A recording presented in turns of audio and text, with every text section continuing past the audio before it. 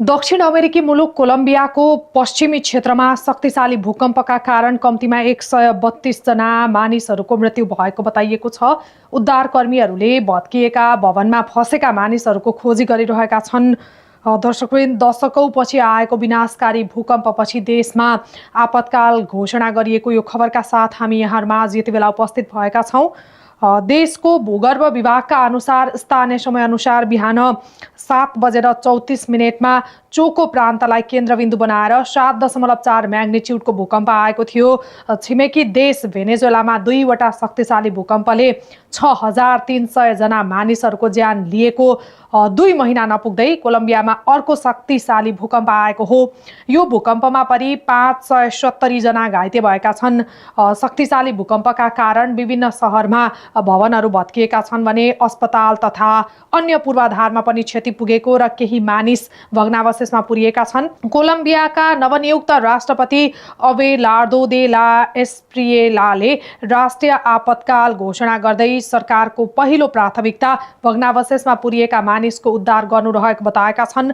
कोलम्बियाको भूगर्भ सेवा संस्थाका अनुसार यो 21औं शताब्दीमा देशमा रेकर्ड भएको सबैभन्दा शक्तिशाली भूकम्प हो। सबैभन्दा ठूलो क्षति भने कोलम्बियाको कफी उत्पादन क्षेत्र अन्तर्गत पर्ने रिसाराल्दामा देखिएको छ।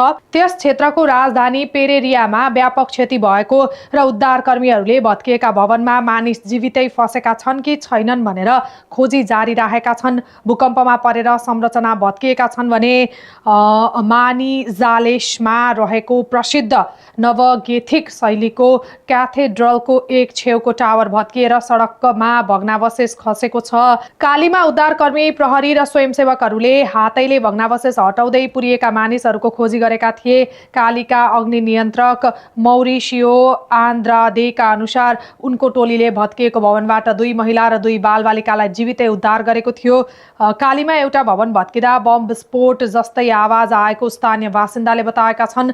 स्थानीय बासिन्दाहरूले मानव श्रृङ्खला बनाएर भग्नावशेष हटाइरहेका थिए, तर धेरै मानिस फँसेकाले भारी उपकरण आवश्यक रहेको उनीहरूले बताएका छन्। भूकम्पपछि कोलम्बियाको नागरिक उड्डयन प्राधिकरणले पश्चिमी क्षेत्रका पेरेरिया, मानिजालेस, क्विन्दो, अर्मेनिया, कार्तागो र बुएनाभेन्तुरा लगायतका विमानस्थलमा उडान सञ्चालन अस्थायी रूपमा रोकेको छ।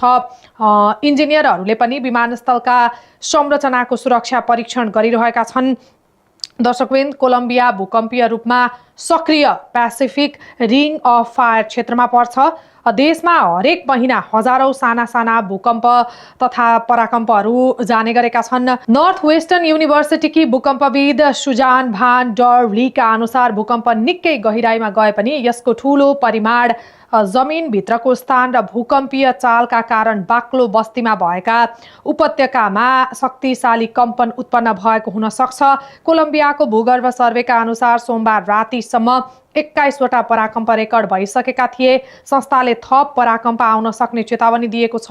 यसअघि कोलम्बियाको कफी क्षेत्र सन् 1999मा 6.2 म्याग्निच्युडको भूकम्पबाट पनि ठूलो रूपमा प्रभावित भएको थियो। त्यस भूकम्पमा विशेष गरी अर्मेनिया र पेरेरिया आसपास 1000 भन्दा बढी मानिसको मृत्यु भएको थियो। यसैबीच युरोपेली आयोगकी अध्यक्ष उर्सुला भोन डेर लेयनले कोलम्बियालाई आवश्यक सबै सम्भव सहयोग गर्न युरोपेली सङ्घ EU तयार रहेको बताउँदै कपर्निकस भू उपग्रह सेवा परिचालन गरिएको जानकारी दिएकी छन्। यस्तै अमेरिकी विदेश मन्त्री मार्को रुबियोले पनि घटनाक्रमलाई नजिकबाट नियालिरहेको र अमेरिका सहयोगका लागि तयार रहेको बताएका छन्।